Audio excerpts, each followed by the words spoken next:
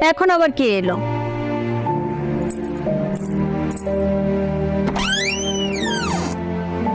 কি ব্যাপার আপনি? আপনাদের সমস্যা কি? দুদিন পর পরই চলে আসেন।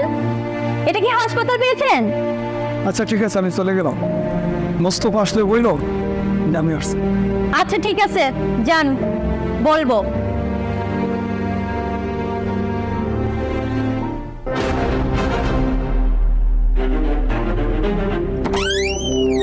কি ব্যাপার, তুমি খালি হাতে কেন? বাজার কই? তোমাকে না বললাম অফিস শেষে বাজার করে আসতে? বাজার কালকে এনে দিব।